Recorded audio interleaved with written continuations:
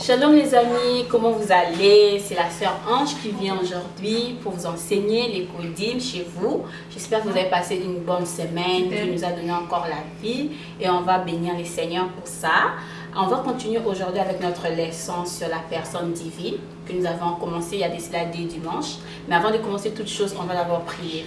On va fermer nos yeux pour prier puis pour rendre grâce à Dieu. Seigneur, nous te disons merci pour ce moment que tu nous as permis de passer ensemble pour apprendre sur toi, qui est notre Dieu. On veut que tu puisses nous parler. Nous désirons t'écouter, nous désirons t'entendre. Merci pour ces moments au nom de Jésus. Amen. Alors, on va continuer sur ce qu'on avait appris la fois passée. Vous vous rappelez encore sur quelles caractéristiques de Dieu on avait discuté? On avait dit une chose importante, on avait dit Dieu est esprit. Et à partir de ça, on avait défini c'est quoi quand on dit que Dieu est esprit. La première chose qu'on avait dit, Dieu est esprit, il n'a pas de corps.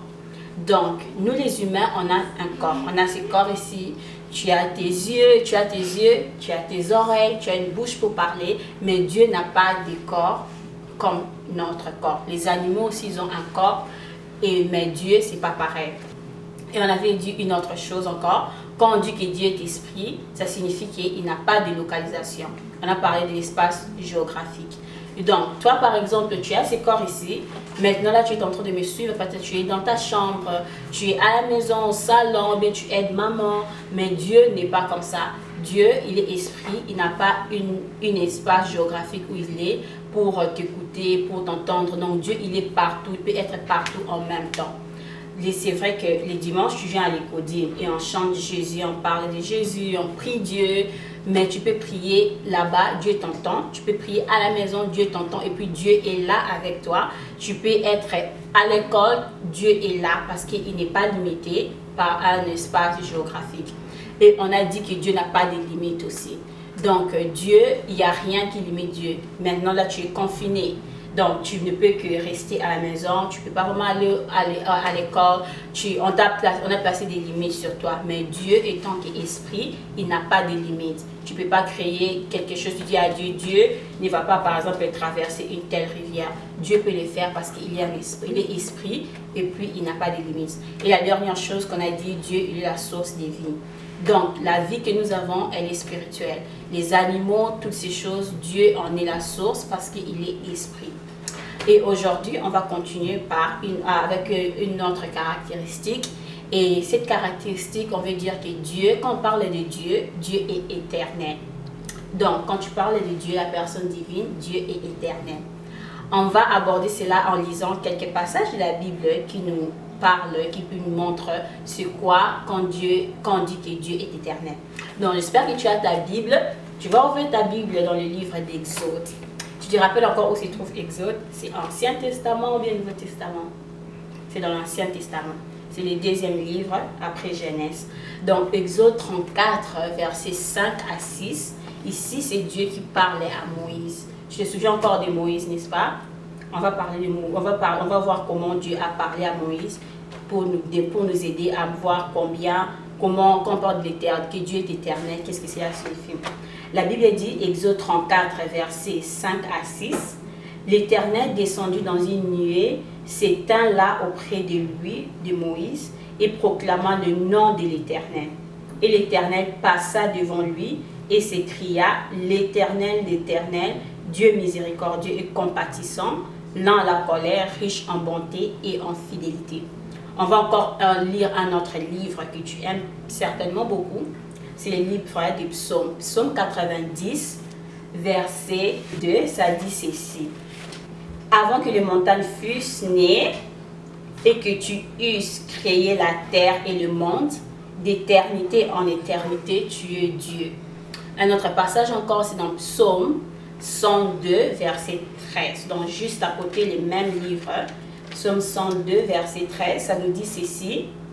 « Mais toi, Éternel, tu règnes à perpétuité et ta mémoire dure de génération en génération. » Donc, on va commencer à définir c'est quoi l'éternité. Je te demande, c'est quoi l'éternité, Ange? Quand tu parles de l'éternité, ça signifie quoi? Quand on parle de l'éternité, c'est une période, c'est une durée qui n'a ni commencement ni fin. Donc, quand tu parles de l'éternité, la première idée qui doit te venir, c'est quoi? Une période qui n'a ni commencement ni fin. Le contraire de l'éternité, c'est quoi? C'est le temps. Pour nous, on dira, le temps, c'est une période qui a un commencement et une fin. On a défini le temps et puis on a défini l'éternité. Donc, toi, tu es défini par rapport au temps. Tu as un jour où tu es né, mais Dieu, il n'est pas lié au temps. Donc, Dieu n'a pas de commencement, il n'a pas de fin. Il n'y a pas un jour où tu vas demander à Dieu, Dieu, c'est quoi ton anniversaire? L'autre fois, on avait parlé, c'est vrai qu'en fait, Noël, chaque 25, mais ça ne veut pas dire que Dieu, il est né le 25 décembre. On avait parlé de ça. Donc, Dieu, il existe depuis toujours et puis il existera toujours. Les choses vont passer, mais Dieu va rester le même. Donc, quand tu penses de Dieu, quand on dit que Dieu est éternel, donc il n'est pas lié au temps. Et quand on parle que Dieu est éternel, cela veut encore signifier une autre chose.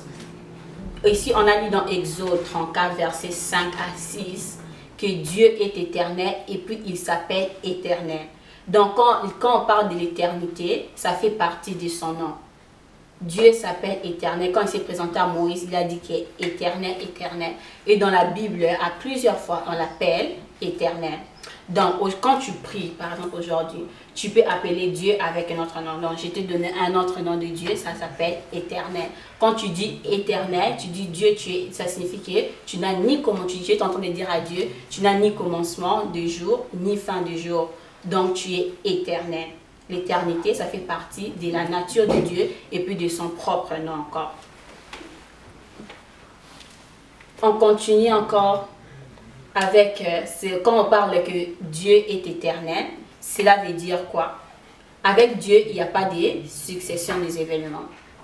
Par exemple, avec Dieu, il n'y a pas de présent, il n'y a pas de futur, il n'y a pas de passé.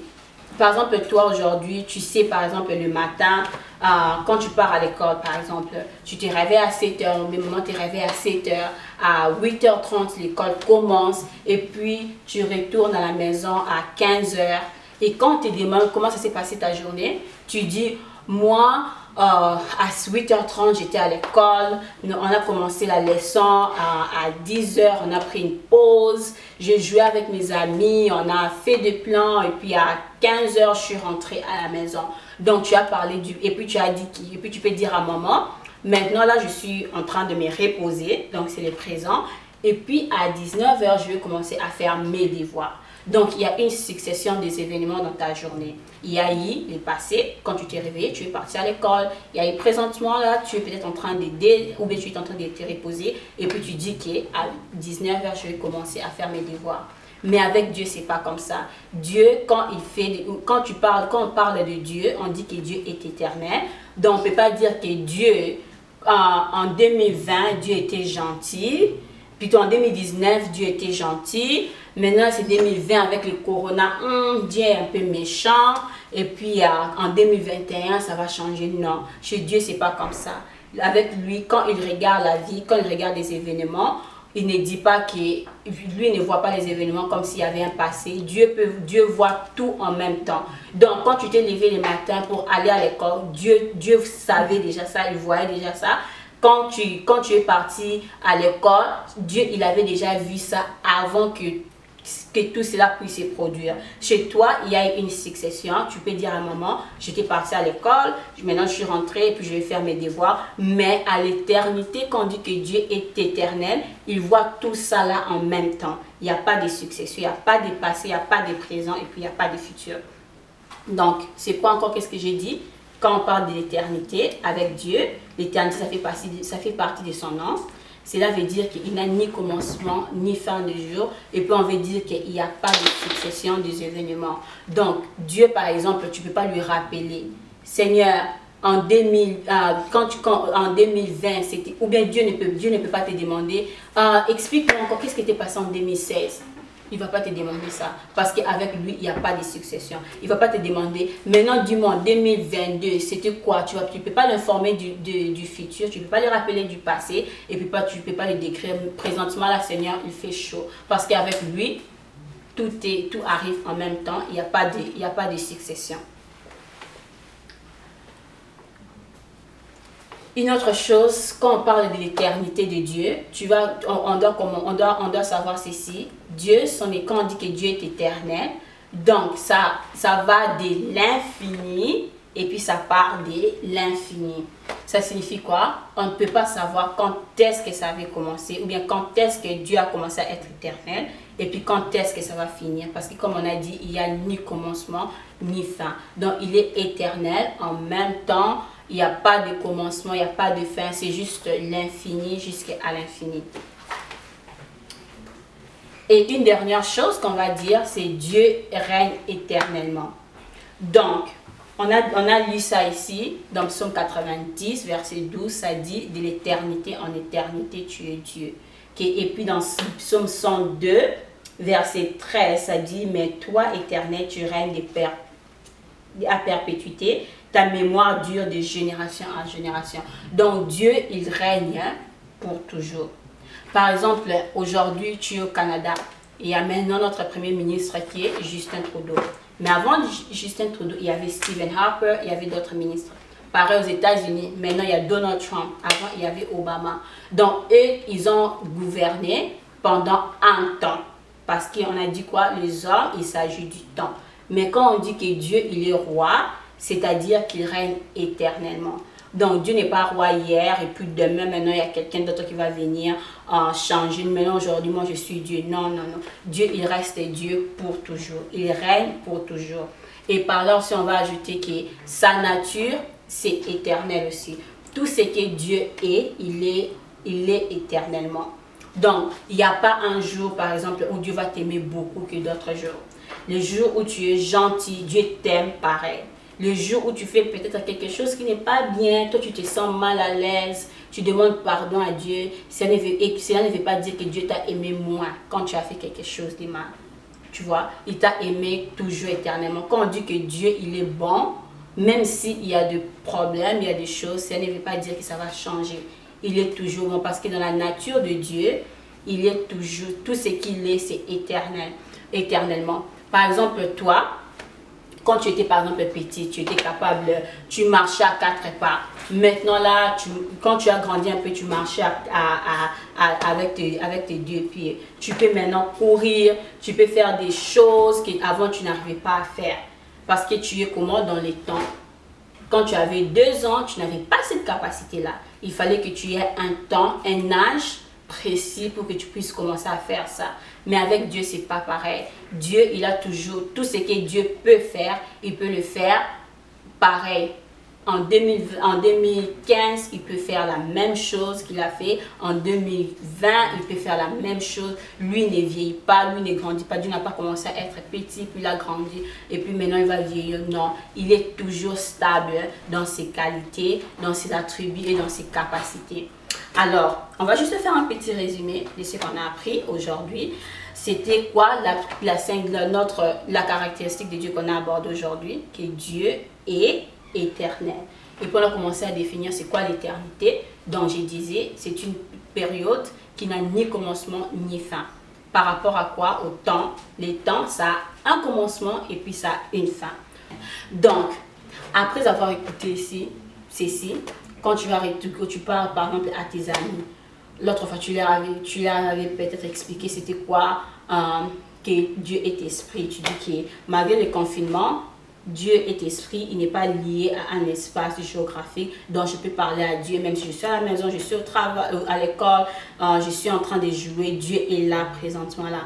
Maintenant aujourd'hui tu vas leur dire que Dieu est éternel. Donc quand je parle de l'éternité, Dieu n'a pas de commencement ni fin de jour. C'est pour cela tu peux pas dire que bon prouve-moi alors Dieu était né quand. Hein? Tu peux pas parce que Dieu il est éternel. Et tu vas leur dire aussi l'éternité, c'est le nom de Dieu. Et puis tu vas leur dire aussi que Dieu il règne éternellement. On va continuer avec ça. Et n'oublie pas de te connecter, c'est dimanche, on va plus discuter sur ça. Et puis on va poser des questions, si aussi tu as des questions, n'hésite pas de venir avec, on va avoir du bon moment. Que Dieu te bénisse, on va conclure en priant. Seigneur, nous t'appelons éternel, tel est ton nom. Nous prions que tu puisses nous aider, que tu puisses être avec nous. Nous te remercions pour ce moment. que tu nous as permis d'avoir, beaucoup de questions et avec beaucoup de réponses dans ta parole. Au nom de Jésus. Amen.